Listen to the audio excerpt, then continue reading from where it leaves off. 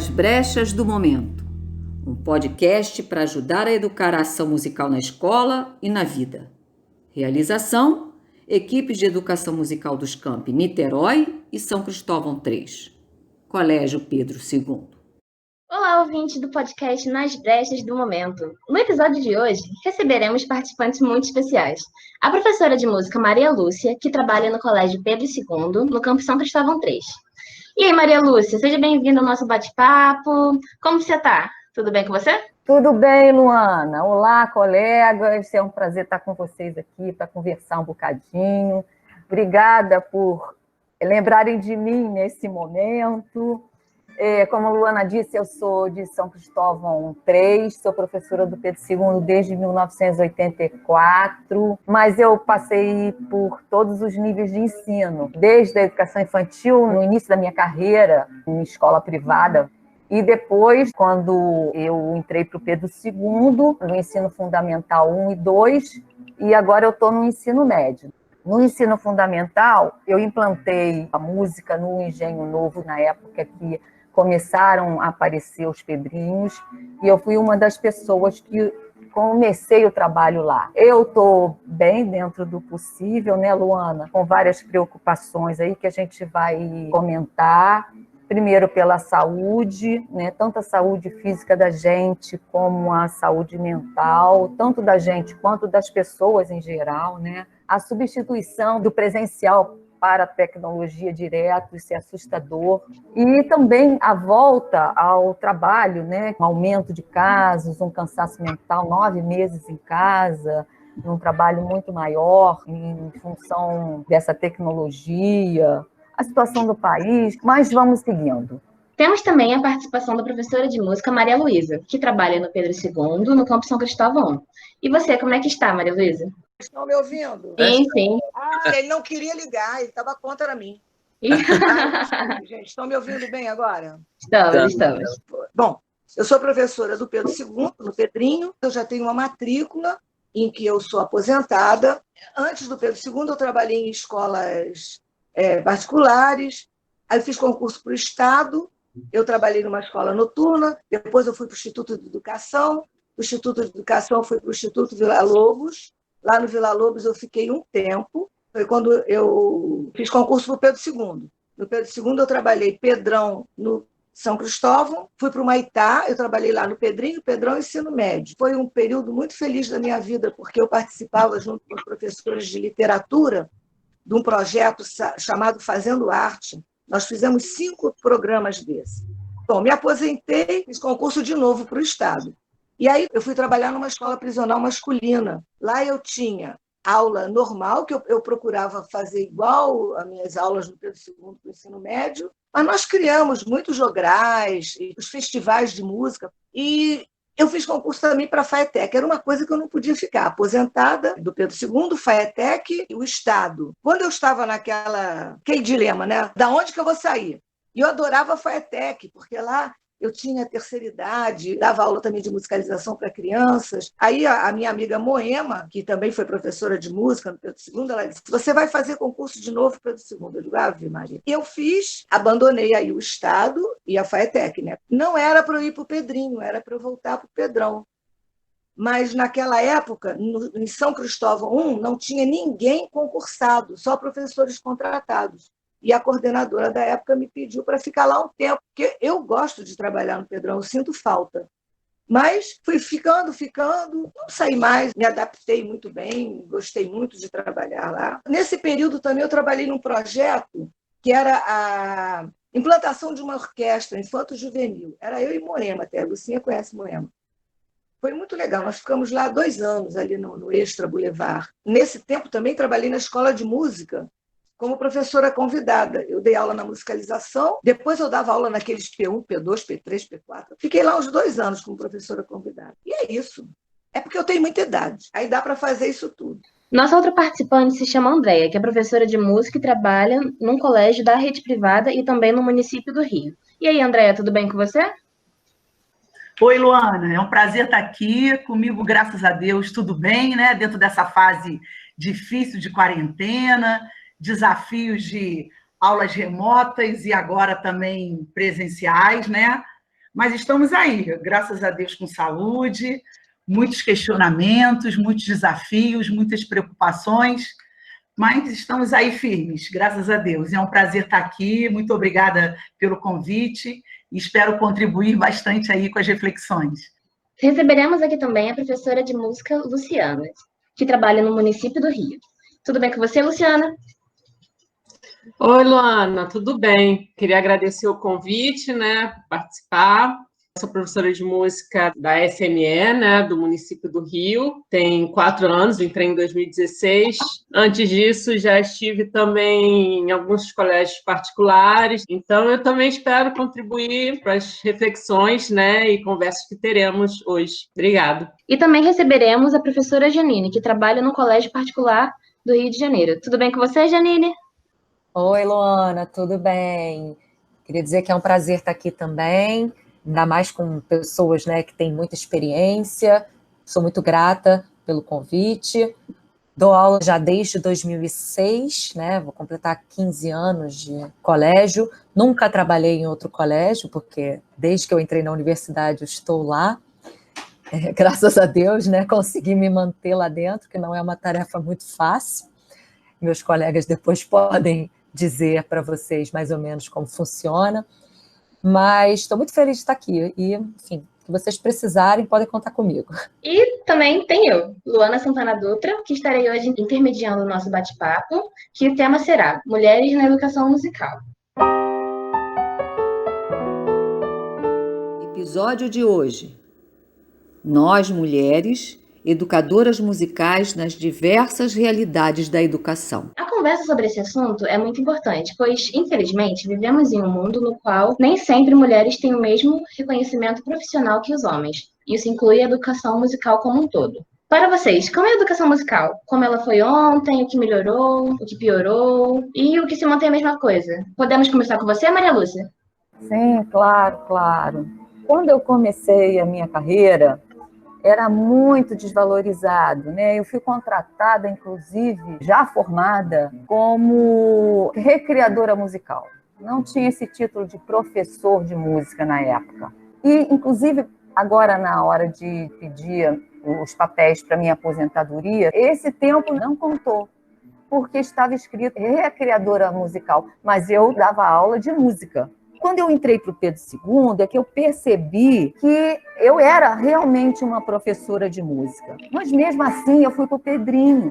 E o Pedrinho, ele tinha uma estrutura bem precária na época. Nós éramos chamados de atividade complementar. Não tinha material, era muito pouco trabalhada a música na sua integralidade. A gente teve que começar um trabalho de música no Pedrinho. Quando veio a lei 9394/96, a arte passou a ser um componente curricular na educação básica. E aí melhorou bastante, tanto no investimento que a gente teve para a compra de instrumento, de material, quanto a valorização mesmo da música. Acho que foi uma coisa bem abrangente na época. Teve um desenvolvimento bem grande depois dessa lei. E agora eu vejo um declínio da importância da música, sabe? Por conta dessa base curricular comum que desvalorizou muito a música enquanto área de conhecimento, principalmente no ensino médio. Então, eu vejo que, como se fosse na intensidade, começa bem pianinho, vai crescendo e depois vai diminuindo, né? Chegando até desanimador final. Eu luto para que não, mas eu vejo uma coisa bem decrescendo nisso daí, por conta dessa BNCC. Os nossos colegas também devem ter as suas ponderações, né? Acho importante a gente também ouvir as pessoas, porque será que é só a música ou é uma desvalorização da educação em si, né? Sim, com certeza. E aí, qual é a opinião de vocês? Pois é, eu acho que, assim, pensando hoje nessa reflexão toda que a gente ia fazer aqui, eu acho que no campo da música é só um reflexo de toda a nossa sociedade, né? Então, a música é mais um reflexo do que é valorizado, vamos colocar aqui, a nossa sociedade, né, o nosso país, a nossa comunidade, né, nós, né, enquanto educação, o que a gente realmente valoriza, o que a gente procura, o que a gente busca. Nós, comunidade escolar, nós, enquanto pais, professores, formadores de opinião, o que essa comunidade busca dentro da escola? Eu, enquanto professora, enquanto mãe, como eu entendo e como que eu passo, o que eu quero, assim como eu, enquanto mãe, sou muito feliz de ser professora de música e ter uma filha e passar todo esse conhecimento musical para ela. Eu tenho certeza, enquanto educadora, que a minha filha, por ter uma professora de música dentro de casa, está se formando, está adquirindo conhecimento, está tocando piano, está tocando flauta, está sendo uma ouvinte incrível, sabe? Está ampliando o conhecimento dela de uma maneira que talvez ela não tivesse se não tivesse aqui a mim. Mas eu acho que isso que a professora está dizendo é muito sério. Nós aqui, professores de música, somos só uma sementinha, né? Isso é só, eu acho que é só um pequeno, é um reflexo. Eu acho que isso eu acho que não é só educação musical, é educação. E vocês aí no ensino médio, porque eu trabalho com pequenos, e aqui com os pequenos nós estamos botando um gás danado, sabe? A gente ainda vê os olhos brilhando, eu ainda vejo a criança chegando com aquele violãozinho para aula de música, sabe como? Eu ainda encontro aquela criança correndo para os meus braços, dizendo, Andréia, eu trouxe para você hoje, olha o que eu trouxe para aula de música. Eu ainda tenho isso, e eu tenho 30 anos de magistério. Eu ainda tenho isso. Lindo! Lindo! Isso é emocionante. Eu tenho muito da história da Lucinha. Quando eu comecei a trabalhar, formada, eu trabalhei em algumas escolas sem carteira assinada. E isso acontecia muito com o professor de artes, de educação física. Eles sempre me valorizaram, mas eu sei por quê. Eu era professora de festa, que montava e compunha música numa escola particular. Isso chama muito a atenção. E é uma grande luta nossa de não ser professora de festa. Com certeza. Né? Eles, quando nos contratam, muitas escolas têm esse objetivo, ensinar o hino tal, cantar não sei aonde, fazer a festa da mamãe, do papai, em abril tem que botar o coelho na caravela de Cabral com uma pena na cabeça, porque é dia do índio, e isso é muito complicado. Desculpa aí, professora. Mas, olha, essa luta é até hoje, tá? Em muitas escolas. Eu sei. Agora, eu sempre me sentia privilegiada, e realmente o Pedro II é que dá aquele norte, assim, o seu papel na educação musical. Eu nunca me senti desvalorizada no Pedro II, nem no Pedrinho. Agora, no Pedrão e no ensino médio, eu noto que há um olhar assim mais atencioso, muitos colegas querendo fazer trabalho interdisciplinar, que às vezes no Pedrinho não é bem entendido. É como você fazer uma música para o que elas estão fazendo.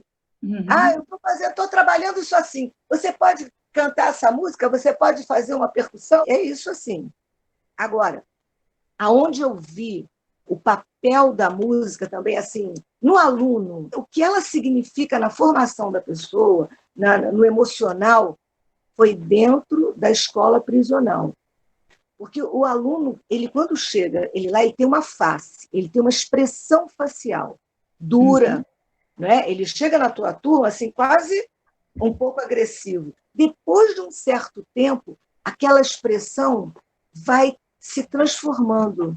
É impressionante. Ele vai se modificando, também no momento que ele vai tendo confiança, é mais em você, né? Um aluno uma vez me disse que ele invejava muito quando alguém ganhava um diploma.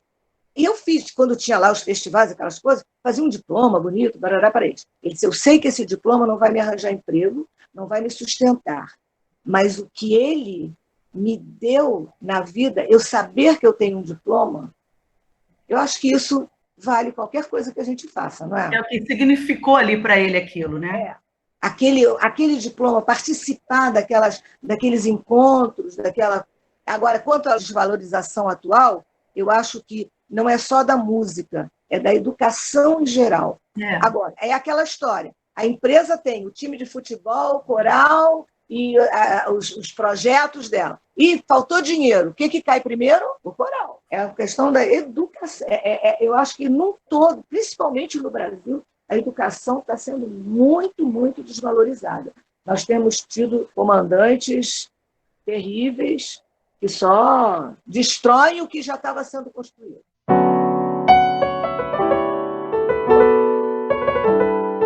Eu posso falar um pouco da minha vivência. Eu me formei em 2006, né, pela Unirio. Nessa época, teve um crescimento da música nas escolas. As escolas particulares começaram a abrir vagas para professores de música, realmente, não só para recreadores, ou aquele professor multifunção, que a gente tinha muito, né, que é o professor que faz arte, que faz música, que faz teatro, que faz dança. E a gente teve a Lei 11.769, que estabeleceu a obrigatoriedade do ensino de música nas escolas, que já tinha, né? Tanto que vocês são professores de música bem antes de eu sair da faculdade, mas não tinha essa obrigação, né?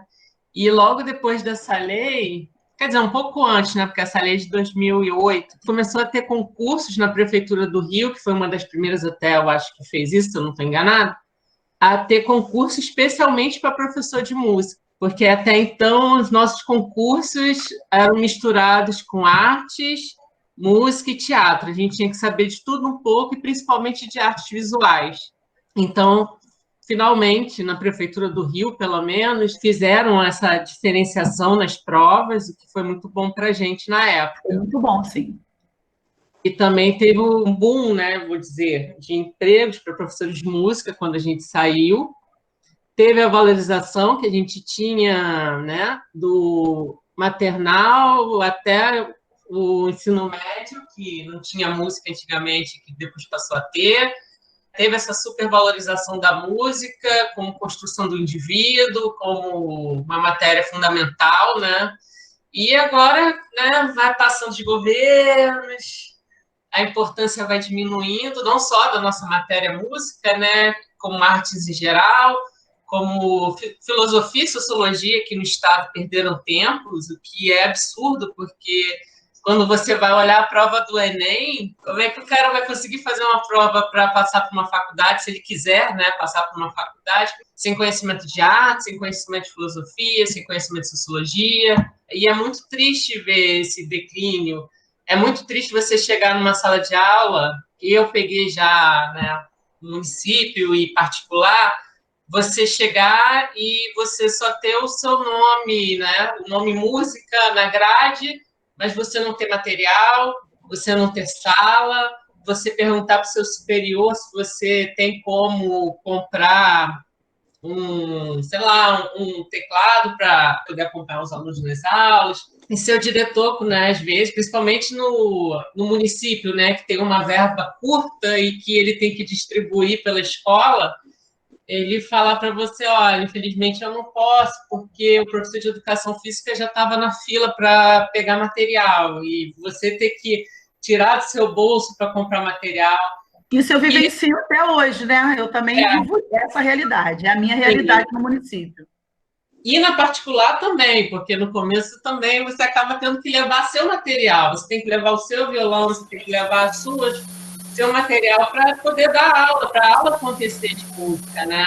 Mas vamos indo, né? A gente aqui é professor, né? A gente acaba pegando o amor pela profissão e a gente tenta fazer as coisas acontecerem da melhor forma possível.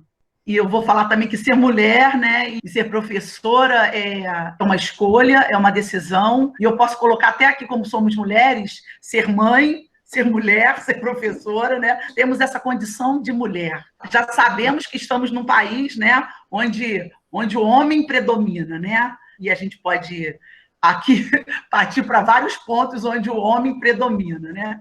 Então, aí escolhemos trabalhar, vamos trabalhar. Então, temos que lutar por isso. Escolhemos a profissão de professora, com várias subcondições de trabalho. Então, é uma decisão. E, a partir dessa decisão, é luta diária. É luta diária para a gente se manter firme. E, ainda assim, a gente está conseguindo. Porque, tanto no município, quanto na rede privada, e na área das artes ainda, é muita luta, mas eu acredito, e eu vendo vocês aí falando, eu vendo essas professoras eu digo do Pedro II, porque são as mais antigas aqui, né? São referências, minhas referências, porque embora eu não esteja no Pedro II, mas eu as tenho como referências, porque eu sempre já tive outras professoras iguais a vocês, tá? Eu sou do Conservatório Brasileiro de Música, mas tive outras professoras iguais a vocês, então eu tenho muito respeito por essa instituição, que é o Pedro II. Então, e eu tenho vocês como referências, e eu acho que essa luta, vocês são exemplos para a gente, e vocês são o nosso norte, sabe? Uma escola como Pedro II é o nosso norte, porque aí é assim, como a senhora disse, eu nunca me senti desvalorizada, eu também não. Eu nunca me senti como professora de educação musical, eu nunca me senti desvalorizada, porque a gente, como teve uma boa orientação, a gente sempre soube o que estava fazendo. E quando a gente sempre sabe o que está fazendo, o valor vem. O monetário, não, mas o valor vem. Porque a gente vê no outro respeito pelo seu trabalho, mesmo que esse valor não seja o monetário. Então, eu acho que a gente tem que ver que a gente está fazendo a diferença na vida das pessoas.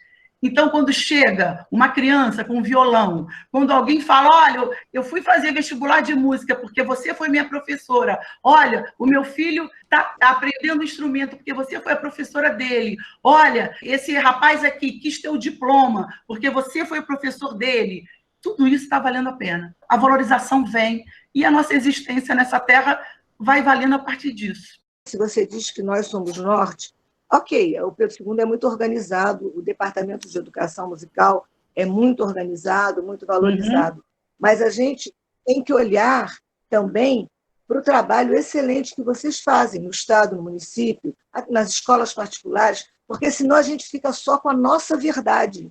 Então, uma coisa que eu sempre me preocupo é olhar em volta, mesmo que eu continue dentro da minha linha. E eu também fiz muita coisa na cadeia, como dizia o outro, quando eu estive na cadeia. Por incrível que pareça, lá eu tinha material, o diretor do presídio, a minha diretora, eles me forneciam. Eu tinha equipamento de som, mesa de som. Para as oficinas, me deram dinheiro para comprar os violões, todas essas coisas. Mas eu tinha material. É porque eu digo isso, porque nós aqui, fora de uma instituição como Pedro II, demoramos muito para ter esse plano de estudo da educação musical organizada. Entende? Pois é. Então, assim, nós cavucamos muito, nós pegamos na enxada muito para ter isso organizado. Janine, será que dá para você dar uma colocada aí o que você pensa, por favor? Claro. Eu não escolhi ser professora de música, entre aspas, né? Entre muitas aspas. Eu sou professora de história, minha formação é em história, então a minha realidade é bem diferente. Uma professora de música foi demitida, e aí descobriram que eu tinha feito conservatório, que eu tinha formação de técnico em flauta doce, e aí falaram assim, Janine, precisamos de alguém, você pega? E eu, na época, querendo ganhar mais turmas de história, aceitei essa situação, crente que isso ia me ajudar de alguma forma na história. Aí eu comecei a dar aula de música e comecei a me apaixonar por dar aula de música, e aí que eu fui fazer faculdade de música. Então eu comecei a dar aula de música, eu não sabia nem o que eu estava fazendo ali. Eu não entendia, eu via que, para mim, música era um momento de recreação. E as crianças viam dessa maneira, a coordenação via dessa maneira, a direção via dessa maneira, era a matéria dos eventos, era a matéria da diversão, era a matéria do relaxamento. E aí eu fui estudar música, estudar a licenciatura em música, e aí eu comecei a entender qual era o objetivo da música e por que tem música na escola. Inclusive, isso é um dos temas da minha monografia, foi um dos temas da minha monografia na época. E aí eu comecei a descobrir assim, um mundo novo, né, da música. Mas dentro da escola particular que eu vivo, né, dentro da vivência que eu tenho, eu sempre senti a desvalorização. Eu sempre me senti desvalorizada enquanto professora de música, por vários motivos. Primeiro, porque a escola mesmo nunca deu nenhum tipo de estrutura, eu nunca tive uma sala, eu nunca tive material, sempre levei os meus, sempre utilizei as minhas coisas, e os próprios alunos utilizavam a aula de música como um momento assim, agora é música, então relaxa aí. Ou então, agora é música, eu vou fazer prova de segunda chamada. Então agora é música. Então, assim, e a música era dentro da educação artística, então eu tive que começar a dar aula de artes plásticas porque eu era professora de música. Então, assim, aí eu tive que aprender a dar aula de artes plásticas, que era um negócio que eu não tinha a menor ideia de como fazia. Então, assim, eu caí de paraquedas na educação musical e na educação artística. Enquanto professora de história, eu sempre percebia esse abismo de valorização dentro da minha escola, é claro, tá, gente? Eu sei que dentro do Pedro II, por exemplo, a música é muito valorizada, eu invejo isso, tá? Mas não é a minha realidade. Então, eu, como professora de história, me sinto muito valorizada, mas como professora de música, eu me sinto muito desvalorizada.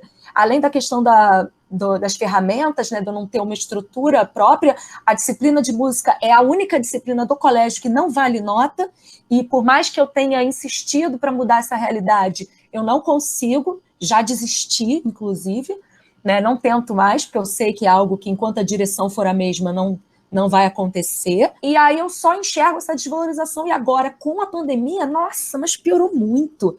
Assim, piorou demais. Por quê? Porque a gente começou a dar aula online em março. Eu continuei dando aula, a minha carga cheia, normal. Dando aula de 7 às 5 da tarde. Só que com a cara no computador. Então, os alunos tinham a opção de não assistir. E aí a gente viu claramente que as famílias e os pais e as crianças não valorizavam, porque na aula de história eu tinha 40 na sala e na aula de música eu tinha 5. E dos 5, 2 estavam só porque achavam que precisavam ganhar presença. Eu sempre achei a música muito desvalorizada na educação, mas na pandemia eu tive mais certeza ainda, porque a música se tornou opcional dentro do colégio que eu trabalho. E aí os alunos optaram por não assistir. Mas os alunos não gostam da aula de música? Eles até gostam, mas os pais deles não cobram eles por isso, né? Se ele chegar para o pai e falar, olha, pai, eu estou tocando uma música na flauta, o pai vai dizer assim, pelo amor de Deus, guarda essa flauta. E vai valorizar, já estudou, já fez o exercício semanal? Ou seja, as famílias também não valorizam, a direção não valoriza. Ninguém me contou, eu vi a coordenadora dizer para um pai que, seu filho está muito cansado, tudo bem, fala para ele que ele não precisa assistir às aulas de arte, de música e de educação física, nessas horas ele descansa, porque são aulas opcionais. Ela falou isso na minha frente. Então, assim, é nítido que a música é desvalorizado. E dentro dessa desvalorização, eu acho que eu já fiz até muita coisa, assim, eu já consegui criar metodologias dentro da sala de aula que eu até, né, falo assim, nossa, que bom que eu criei essas coisas, e algumas crianças valorizavam na época, mas agora com a pandemia, realmente eu não enxergo mais isso. Se você parar para pensar, as outras matérias, dentro dos alunos, dos pais, sempre tem uma valorização, como você disse, muito maior do que a música. Eu, como aluna, eu posso dizer, quando vai ter aula de música, muitas pessoas falam, para que a gente tem música? Aí eu vou e falo, é muito importante. Aí as pessoas vão e falam, não vejo porquê. Aí eu fico muito triste. É muito triste ver que vocês têm que praticamente implorar para ter uma sala, para conseguir pedir algum material, porque como vocês são professoras normais, é obrigatório praticamente da escola dar esse ambiente para vocês de aula. Triste, de valorização, e eu espero muito que melhore com o passar do tempo. Falaram sobre o Pedrinho, o Pedrão, o ensino médio, e muitos ouvintes às vezes não estão acostumados com esses termos, porque às vezes não estudam no Pedro II, até vocês mesmos. O Pedrinho é o ensino fundamental 1, que é do primeiro ano até o quinto.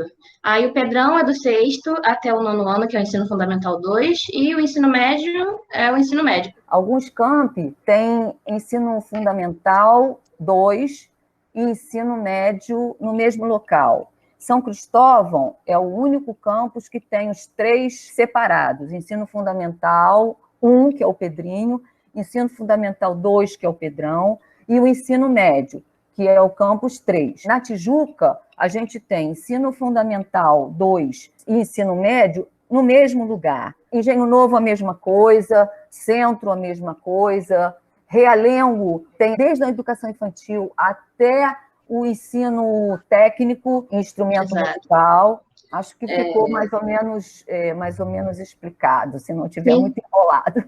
É bom explicar, porque às vezes os ouvintes não estão acostumados com os termos, né? E também, gente, como nós comentamos sobre o universo profissional da música, eu queria saber, já que aqui tem professores que trabalham na rede municipal, privada, federal, ou até nas duas, eu queria saber quais são as diferenças, as vantagens, as desvantagens, semelhanças.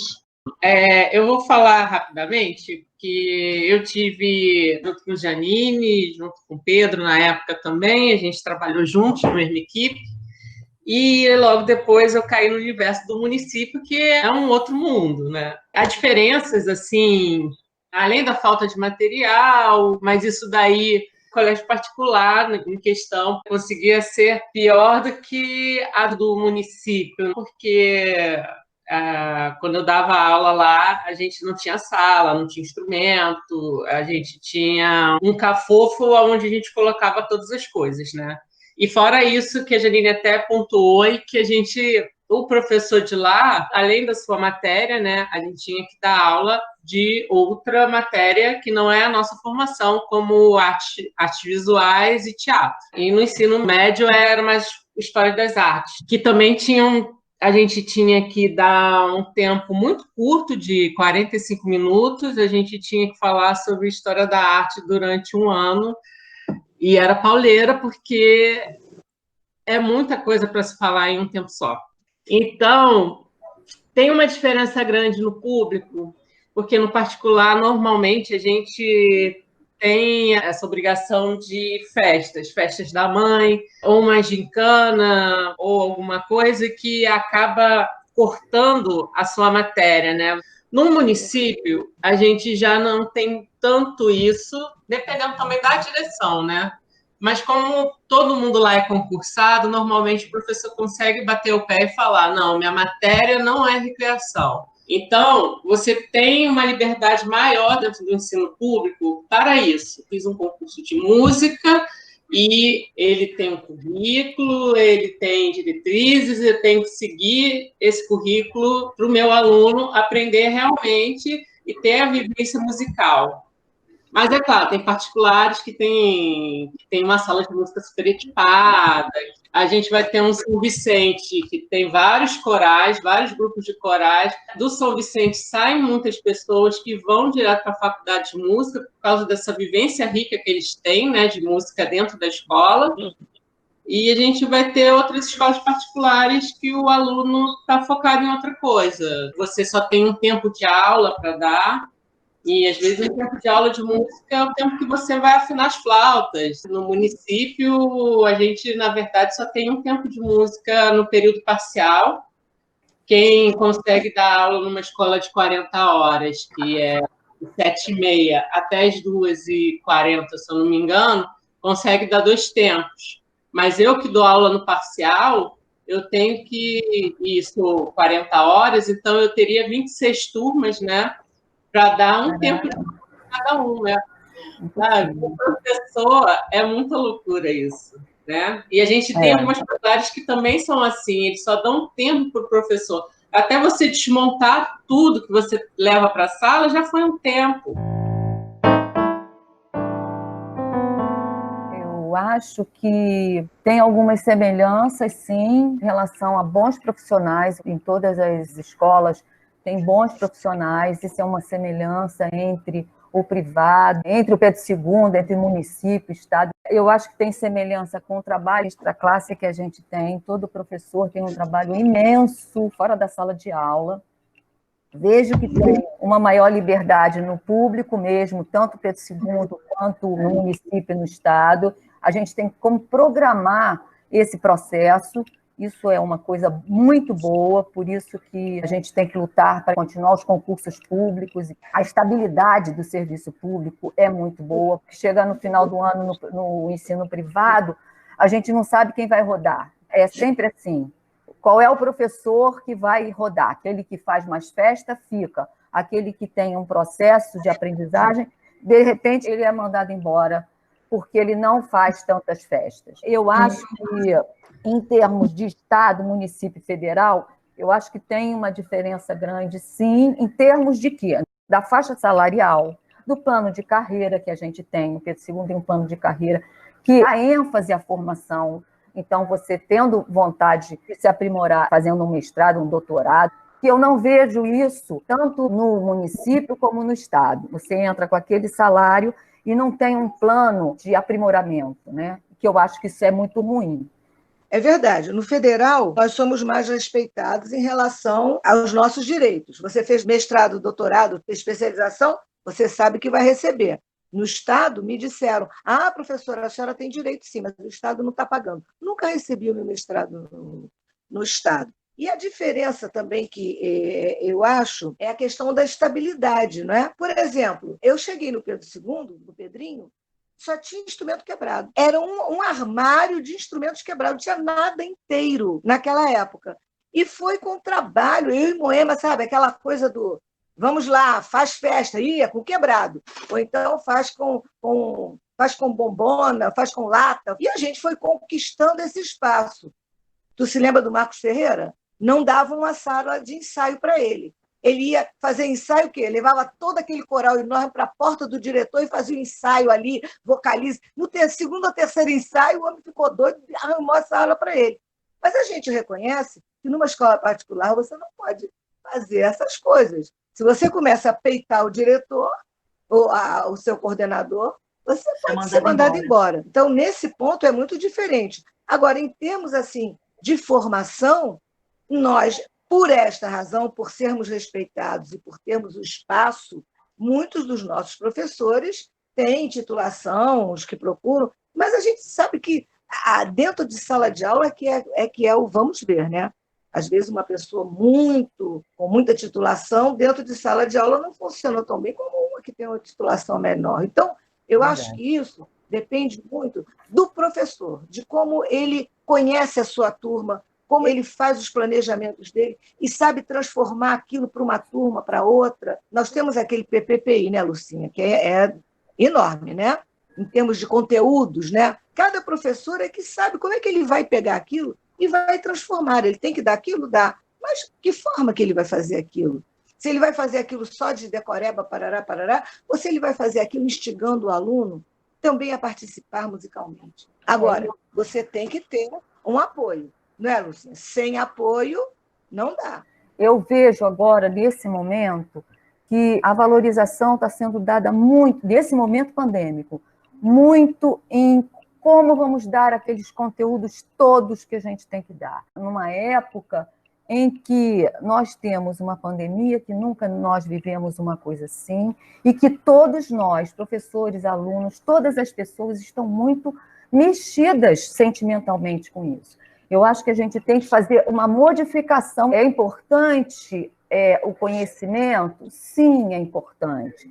Mas é importante também esse lado afetivo, que é fundamental para que a gente tenha um progresso. Eu vejo a educação muito voltada para conteúdos, conhecimentos, né? E esquecendo desse lado de relacionamento pessoal.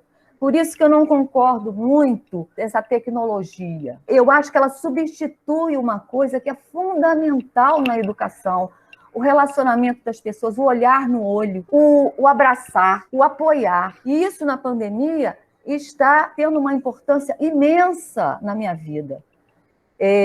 Então, eu acho, a princípio, que a gente tem que modificar algumas coisas na educação como um todo, né? Essa valorização vai se passar não só pelos conteúdos, pela prova, mas também em equilíbrio, nessa parte toda sentimental, de afetividade, de apoio, de caminhar junto mesmo, todos juntos. Esse olhar é que está faltando. Eu acho que a gente, depois de uma pandemia, a gente não pode fazer com que só o conteúdo, só a formação seja importante. Eu acho que é importante também caminhar essa parte de conhecimento, que não nego, é uma parte importante, mas que esse conhecimento também seja apoiado por essa afetividade. E eu acho que a gente tem que aprender a fazer isso. A gente se expõe muito como profissional, como pessoa, com os alunos vendo as nossas fragilidades, as nossas inseguranças. E eu acho que isso é bom. A gente está nesse projeto aí, estudando música online. Inclusive, esse apoio da Luana, que veio disso, dessa relação. Eu sou professora, ela é aluna, mas nós estamos no mesmo barco. Esse olhar dos alunos e da escola como um todo é fundamental, que todos nós somos pessoas. Nós somos pessoas com funções diferentes. Eu acho fundamental que a escola preste atenção nisso também, não só essa valorização de conhecimento, mas também uma valorização do afeto entre as pessoas, que eu acho fundamental. Sim, com certeza, é muito importante, porque como aluna, muitas vezes os professores se fecham tanto que você pensa, tipo assim, não, ele é só professor, não tem sentimentos. Mas eu acho muito importante essa troca de sentimentos, de mostrar que todos nós somos iguais, né? Que mesmo tendo posições diferentes, todos nós somos seres humanos. E como a própria música, a música envolve muito sentimento, muito afeto, muita troca de experiências. Então, é realmente muito importante esse convívio aluno-professor. E eu queria perguntar também para a Janine, como é que funciona o trabalho extra-classe na escola privada e também comentar, tipo assim, se pelo fato de ser educadora musical, mulher, às vezes acontece alguma desvalorização, porque a gente sabe que, infelizmente, a sociedade ela é muito machista, muito patriarcal. Como é que funciona isso na escola privada? Bom, com relação à atividade extracurricular, ela não existe. Infelizmente, a gente já tentou implementar em algumas vezes, mas a gente não tem apoio, né? A verdade é essa. A disciplina de música foi criada como marketing do colégio, né? Porque eles desvalorizam totalmente e aí botam um banner gigantesco na rua escrito com aulas de artes, música e teatro. O objetivo é o marketing. Então, assim, não existe um trabalho extracurricular. A gente não tem o apoio, a verdade é essa. A gente não tem o apoio dos pais, o apoio da direção. Até a Luciana falou... porque a gente fica muito focado nas festas. E parou, agora não tem mais. Aí você vai dizer, então melhorou. Não, eu me sentia mais valorizada pelo menos quando tinha festa, porque pelo menos nessa época alguém lembrava que tinha professor de música, né? Mas depois, agora não lembro em nenhum momento do ano. Então, assim, eu acho que o problema não é a festa, o problema é a comunidade escolar, são os coordenadores, a direção e a família. A questão do trabalho extra-classe é como, por exemplo, se você é remunerada pelo trabalho que você faz fora de classe. Não, eu não sou remunerada. E eles dizem claramente que a hora-aula já é muito alta e que já inclui esse valor, já está incluído na hora-aula. A gente escuta isso. Mas eu trabalho muito em casa, claro, né? Mas, assim, acaba que na aula de música, esse ano especificamente, eu não trabalhei muito fora do horário, porque eu não criei nada novo, né? E eu não tenho nada para corrigir, e eu não tive nenhuma gravação para preparar, não teve nenhum evento. Então, meu trabalho extra-classe de música foi zero, assim. Foi, não zero, mas foi quase zero. Agora, de história, eu tenho um trabalho, assim, muito grande fora de sala. E como mulher, você tinha me perguntado... Eu não me sinto desvalorizada como mulher professora de música. Eu me sinto desvalorizada como mulher professora de história, porque os coordenadores são todos homens e, por exemplo, as mulheres não dão aula no curso, no pré-vestibular, né? Ou poucas dão, porque o professor homem é muito melhor, entendeu? Então, a gente sente isso. Mas na parte de música, como, sei lá, a maioria dos professores é até mulher, eu não sinto isso, não. Mas esse ano, com relação à educação musical, para mim, foi muito ruim. O trabalho, assim, foi muito fraco. E a gente tem vários problemas da aula online, né? Que o pessoal já citou aí. Mas agora, falando de um problema técnico, né? A gente tem um problema do delay de som que, cara, destrói o tocar junto, né? Que, para mim, é o mais importante dentro da educação musical, né? O fazer musical coletivo. E a gente perdeu muito com isso, né? Essa prática de instrumento regular. Então, cara, foi muito ruim mesmo. Janine, tudo isso que você falou me lembra como a educação geral ela é desvalorizada aqui no Brasil. Eles não entendem que a formação de uma pessoa não implica se ele faz matemática, história, ele tem que ter uma formação geral, essa cultura geral em que a arte não é vista só como um luxo, a arte é uma necessidade. Eu trabalhei com crianças japonesas, eu vi que todo mundo tocava na casa, o pai, a mãe, e um dia a mãe da criança me disse, faz parte da formação, né, como homem, né? Então, é isso aí, Janine. Faltou a ela, a coordenadora, uma educação geral, uma educação completa. Então, ela não pode... Os profissionais não sabem porque tem música na escola. Eles não podem enxergar porque eles foram direcionados para uma gaveta. Exatamente. Isso, você não tem na sua cabeça a gaveta de matemática, a gaveta de língua portuguesa, a gaveta de literatura, a gaveta de música? Não é isso. Dentro da sua cabeça, isso tudo tem que estar misturado para a tua formação como homem. Com certeza. Então, o que falta está ligado ao quê? Uma coisa chamada educação. Essa educação formal, essa educação básica, em que você tem uma visão de mundo geral, do mundo. Geral, isso aí. Se você tem uma educação geral, você vai enriquecer a sua vida como músico, como professor de literatura, como em artes plásticas. Como é que vai ser uma pessoa assim que não tenha essa visão geral do mundo? Com certeza, porque... Exatamente, é uma educação segmentada. É exatamente isso que você falou. E, infelizmente, nós estamos vendo isso agora, nos nossos políticos, né? Nós estamos sendo comandados por gente assim, que tem medo de cultura. Reparou, por favor, que eles têm de cultura? Cultura assusta, porque o teu aluno, ele é um aluno questionador. Ele sabe se colocar, ele sabe chegar e sabe sair. Agora, um aluno direcionado é mais um carneirinho. Às vezes, o aluno do Pedro II, ele é mais difícil, porque ele sabe se questionar, ele sabe falar, não é? No Pedrinho, eles fazem isso. Olha, quero falar, não gostei disso. É isso.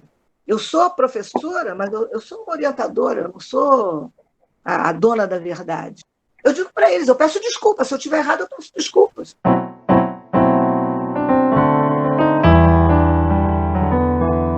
Exatamente, porque a educação no geral é para nós conseguirmos viver em sociedade, conseguirmos ter trocas de experiências e saberes.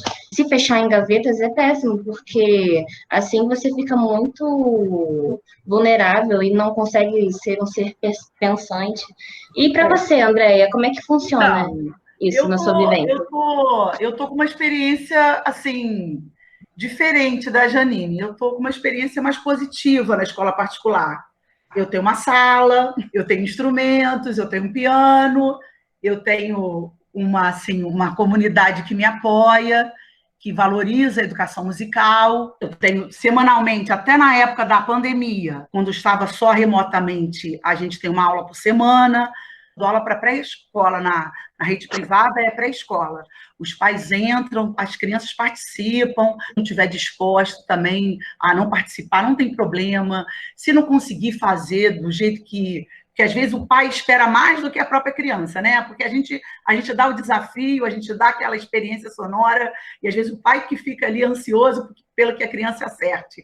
A gente fala, olha, é mais como a professora falou, é mais o contato, é mais o olho no olho, é mais falar, olha, nós estamos aqui, apesar da distância, a gente quer te ver, vamos cantar aquela música? Aí eu pego o violão, canto, vamos lembrar de uma brincadeira, né? É mais para não perder o contato, o vínculo afetivo que a gente está querendo estabelecer e não perder, né? Quando estava remotamente. Ainda estamos remotamente e voltamos presencialmente com aqueles que decidiram assim, né? Eu, como sou professora, preciso garantir o trabalho, estou lá também, né? Então, estou remoto e estou presencial. Então, aí fica dividido assim, um dia da semana eu dou remotamente e no outro dia eu estou lá na escola presencialmente. Eu vejo, assim, essa valorização tanto dos meus patrões, da escola, da coordenação, da direção. Nessa pandemia foi assim uma coisa enlouquecedora, porque a gente precisou aprender a editar vídeos, então a gente precisou ter uma especialização mesmo. A escola deu para a gente um suporte de cursos, né, para aprender um pouco isso dentro da nossa grade de trabalho. O que acontece na escola da Janine, por exemplo, lá na minha escola não acontece dessa fala de jeito nenhum. Um coordenador vai dizer para, olha, não, deixe de atender, deixe de ir a essa tal aula. Não, de jeito nenhum, isso não acontece. Entende? Eu trabalho num local que é muito extremista, né? É muito diferente da maioria das escolas. Pois é, mas é porque lá eles só valorizam o que vale nota, esse é o problema. Eu também trabalho com educação infantil, né? Os melhores resultados que eu tenho hoje são com os alunos do 1º ao 5º ano. Né?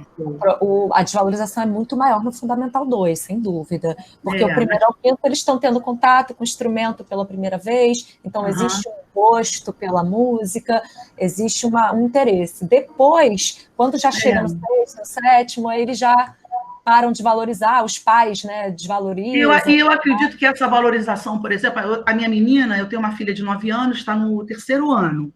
Por exemplo, ela entra toda semana na aula de música e ela assiste com toda assim, a responsabilidade e gosto, quanto assiste qualquer outra aula, assim como a aula de arte, a aula de filosofia, aula de religião, mas eu cobro dela isso. É o que a professora estava falando. Eu acho que vem muito de encontro com o que os pais valorizam, Exatamente, sabe? A família faz Eu acho que é tudo em torno da criança. É o que que a mãe japonesa estava falando. É o que você acredita, é a formação integral.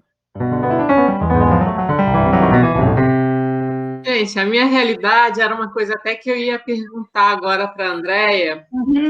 Como é que ela se sente, porque são dois mundos tão diferentes, né? A escola particular dela dá todo um apoio e uma logística para poder trabalhar nessa pandemia. Mas, por exemplo, eu que estou na escola pública, né? A gente está usando o sistema Teams para fazer os trabalhos, né? E as minhas turmas não têm internet, né? Eu dou aula dentro de uma comunidade do Caju, ali no Parque Alegria, bem atrás do cemitério, e eu até brinco que não tinha nem que viver bactéria ali, porque é um negócio tão louco, se você for pensar no bairro do Caju, e o Caju tinha as águas termais do Pedro II, né? E virou um abandono total. A gente tem um cemitério, um crematório, uma fábrica de cimento, um lixão no final do Caju e uma usina de asfalto. Não tinha que ter gente morando ali. O Parque Alegria é uma comunidade que a maioria são nordestinos, tem migrações constantes de alunos. A gente tem um aluno que começa o ano com a gente, a mãe perde o emprego no Rio, volta para sua terra natal, para o Nordeste, e depois, no final do ano, esse aluno volta. Então, o que esse aluno perdeu nesse ano todo, né? Nesse vai e volta dessa imigração, né? Eu sei que tem escolas na prefeitura que são muito mais estruturadas.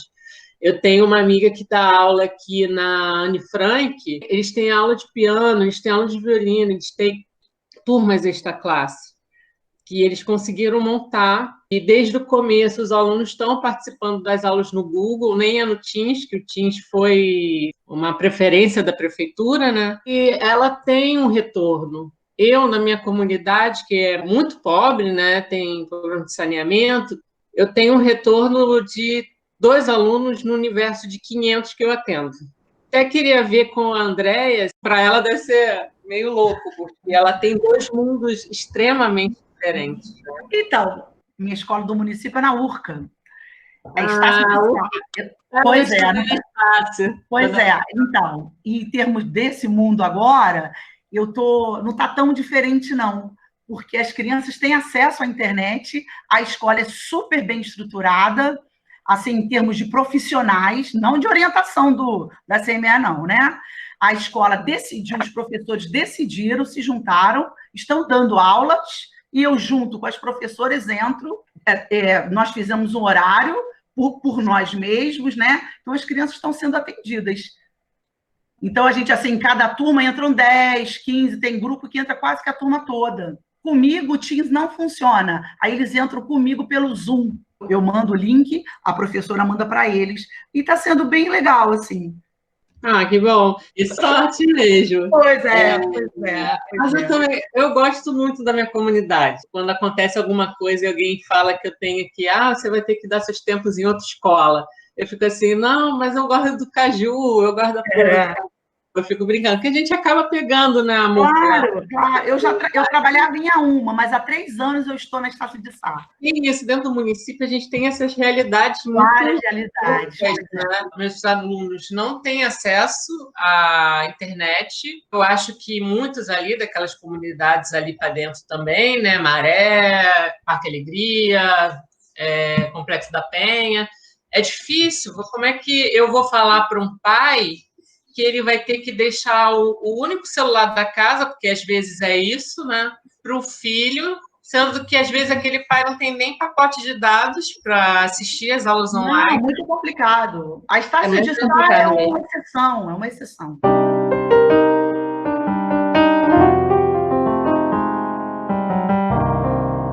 Se a gente for analisar assim, tem muitas realidades diferentes no Rio de Janeiro. E como muitas pessoas não têm acesso à internet, acaba que eles estão deixando totalmente de lado a educação musical. Isso é realmente muito triste de se pensar, mas é muito bom ouvir a opinião de vocês, porque cada uma tem uma vivência diferente e a gente vê como é que o mundo é diverso, como é que o mundo tem várias perspectivas diferentes e dependendo da idade, da classe social, a situação muda totalmente sobre a perspectiva de música e é muito bom ouvir a conversa de vocês. E para puxar o último tópico do nosso podcast, eu queria saber sobre as perspectivas que vocês têm na educação musical no Brasil como um todo e para a carreira particular.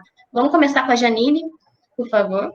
Bom, eu tenho que tentar ser positiva, né? Eu já estou lá há alguns anos e muita coisa mudou ao longo desses anos todos, mas assim, a valorização em si eu até hoje não enxerguei, mas assim, é um dia de cada vez, com o retorno das aulas presenciais, voltar ao trabalho de prática instrumental regular, voltar ao trabalho com a flauta doce, com pandeiro, dá para fazer umas coisas muito legais mesmo diante de toda essa realidade. Tive uma aluna outro dia tocando numa festa pandeiro, aí foram perguntar para ela, nossa, que legal, você faz aula com quem? Ela, na escola. A única professora de música dela, da vida dela, fui eu, e ela estava tocando num show com um músico. E eu falei assim, caraca, ela aprendeu pandeiro comigo, e eu não sou nem percussionista. Né? Pensei, caraca, mas, enfim, então acontece. Então tem que tentar pensar positivo e focar para retornar às aulas presenciais. Isso sim, para mim, é essencial para a música. A gente precisa, né? Cara, precisa do contato, como as outras professoras falaram, precisa do olho no olho e precisa do tempo no tempo, porque, cara, esses atrasos de som, esses problemas de conexão, cara, atrapalha muito a parte da percepção sonora, atrapalha muito a percepção musical deles. E para você, Andréia? Eu acho que é isso, é essa luta, né, da valorização. Eu acho que música é isso, é ser, né, é sentir, né? Quando eu estou ali na sala de aula, ali tocando, passando aquela emoção, fazendo a criança estar feliz. Ontem mesmo eu dei uma aula e as crianças ali dançando, tocando. Eu quero isso, eu quero essa vivência. Eu quero que eles estejam felizes, estejam sendo música, né? E acho que educação musical é isso, é ser. Vamos ser música, né? Quando a gente estiver sendo música, a gente está no caminho. O que te faz feliz, né? Que música que você quer ouvir, né? O que te faz arrepiar? Então, vamos escutar isso. E é isso. E para a minha vida é continuar lutando, é continuar mostrando, é continuar formando esse ouvinte crítico, norteando essa criançada aí até onde eu puder, né? Ainda como professora e mãe, daqui a pouco como vó, e assim, pela vida fora, enquanto Deus permitir. E para você, Luciana, qual a sua perspectiva para a música no Brasil e para a sua carreira? Eu vou endossar o que a professora Janine e a professora André já falaram, né? Que é continuar tentando, né, ser valorizado, né, dentro do nosso país. Eu acho que, infelizmente, não é um problema só da música, é um problema geral da educação. Os governos que estão entrando estão sucateando mais e mais, e cada hora a gente se sente mais valorizado. Todo mundo aqui, eu acho que quando senta na sala dos professores, deve sentir isso dos seus colegas. E é aquilo, a gente luta por uma educação igual, igualitária, uma educação transformadora. O que eu quero é que o meu aluno que está no Caju tenha o mesmo ensino do aluno que está lá no Estácio de Sá. Mas a gente sabe que o caminho é muito longo e é isso. E para você, Maria Luísa, qual a sua perspectiva da música para o Brasil e para a sua carreira? Bom, no Brasil, nós temos que estar sempre alerta, porque você vê que entra governo, sai governo, muda enfoque, muda lei, então nós não podemos perder esse sentido de vigilância, defender não só a nossa disciplina, a educação em geral. Em relação ao meu aluno, nós temos sempre que procurar o encantamento. Você vê o aluno rindo ali, ele sendo ele mesmo. A música faz isso com ele. Quando ele sabe transformar aquilo que você deu, quando você faz os jogos, e a criança se apropria daquilo, ela sabe fazer diferente, esse criar, é isso que nos dá fermento para que as coisas prossigam. Agora, quanto à minha carreira, eu disse que eu estava no Canto do Cisne, eu vou me aposentar, mas eu vou trabalhar numa ONG em que eu pudesse musicalizar crianças, em que eu pudesse buscar esse encantamento nelas também. Sim, é muito bonito o trabalho de uma ONG, porque... Quando cada um pode botar naquilo que ela está fazendo um pouco dela. Exatamente, esse é o bonito da música. E para você, Maria Lúcia, qual a sua perspectiva para música e para sua carreira? Olha, eu acho um pouco, para a educação em geral, um pouco desanimador, mas tem sempre o mais aí, mas a gente tem que sempre lutar por uma educação de qualidade para todos. Eu acho que isso é o fundamental. E se reinventar. Eu acho que a educação tem que se reinventar. Em relação à minha perspectiva, daqui a pouco eu vou me aposentar também, porque eu já estou querendo há algum tempo me aposentar, mas não com muita coragem, né? Porque eu gosto muito do que eu faço. E depois disso, eu quero aproveitar um pouco, vivenciar esse encantamento em mim. Quando eu me aposentar, eu não pretendo trabalhar mais em lugar nenhum para eu poder me encantar com algumas coisas que eu adoro também. Eu gosto de teatro, eu gosto de cinema pra caramba, eu gosto de contação de história, que me descobri novamente nesse lado, né? E me fazer muito mais feliz com as pessoas, aproveitar muito mais essa felicidade de estar com as pessoas que é importantíssimo na vida, né? Essa coisa está me envolvendo de uma tal forma que eu vou procurar mais felicidade e lutar muito mais pela educação, não só a musical, mas a educação em geral. Eu acho que todos nós temos o direito disso. Com certeza, porque é um direito do cidadão, do ser humano, conseguir se expressar, conseguir ter a própria individualidade, com certeza, é muito importante. E acho muito bonito isso de que você falou, de procurar coisas que você realmente gosta de fazer, procurar mais encantamentos. Eu queria já agradecer a participação de todo mundo, adorei a conversa com vocês, professoras, tenho certeza que também os ouvintes gostaram. Foi um prazer intermediar esse bate-papo e eu já queria puxar para o salve. Vamos lá, Maria Lúcia, para quem você quer mandar um salve? Para dar um alô para todas as mulheres que lutam e que lutam e que lutam e vão continuar lutando por um mundo melhor, por uma educação melhor, que a gente possa extrapolar de felicidade, né? Lutar por essa felicidade também na educação. Também na educação. Isso aí, isso aí. Adorei estar com vocês, gente. Muito obrigada por todas essas falas. E para você, Andréia, para quem você vai mandar seu salve? Eu também quero mandar um salve para todos os profissionais de música do Brasil, professores, inclusive, primeiras professoras de música do Brasil, essas mulheres, professores que lutam e acreditam nessa música na escola. E essas duas professoras primeiras que estão aqui, que eu tive o prazer de dividir esse papo, tá? Que é uma honra. E essas duas outras professoras também. Gostei muito de estar aqui com vocês. Muito obrigada, tá, por ter podido estar aqui com vocês hoje. Um salve para todos vocês e que a gente fique firme nessa educação que vale muito a pena. Tá bom, pessoal? Beijo. E para você, Luciana, para quem vai ser o salve? Queria mandar um salve principalmente para os meus alunos, né, do município, do Caju, que estão lutando dentro dessa desigualdade social que eles vivem, né, e torcendo para que eles não desistam da educação, que a educação não vai desistir deles, pelo menos, né? Não com esse time de professores que nós temos. Temos muitos professores bons e que lutam por isso, né? Um salve também para o pessoal que está se aposentando. Espero poder chegar um dia na minha aposentadoria também, se o governo deixar, né?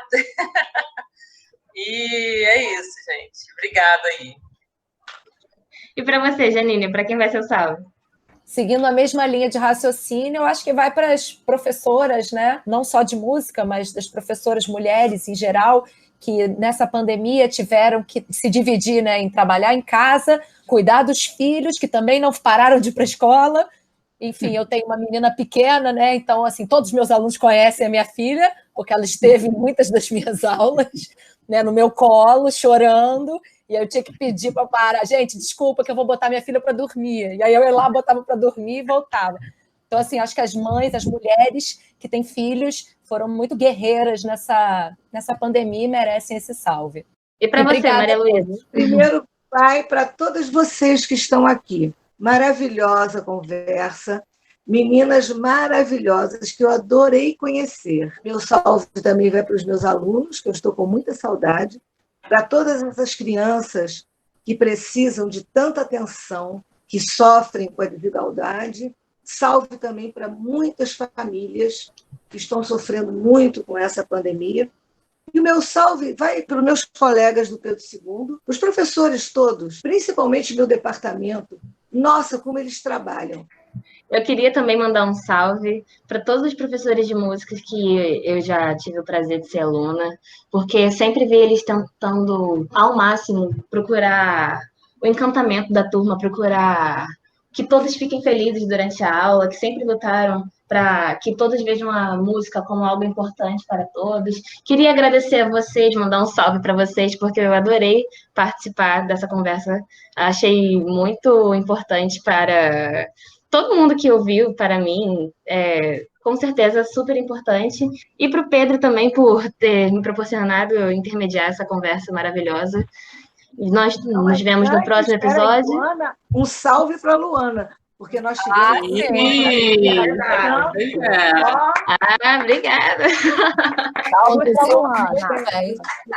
Muito bom. Muito obrigada, gente. Fico muito feliz. Prazer, foi muito bom conhecer todas vocês. Prazer. Muito bom mesmo. Espero que um dia, pós-quarentena, pós-pandemia, a gente tenha o prazer de conhecer, se encontrar. Nós nos vemos no próximo episódio, na próxima Brecha do Momento. Muito obrigada, gente. Você ouviu As Brechas do Momento, o podcast quinzenal das equipes de educação musical dos campos Niterói e São Cristóvão 3. Se inscreva no nosso canal no YouTube, dê like e ative o sininho para receber notificações quando tiverem novos episódios. Um abraço e até a próxima brecha de algum momento.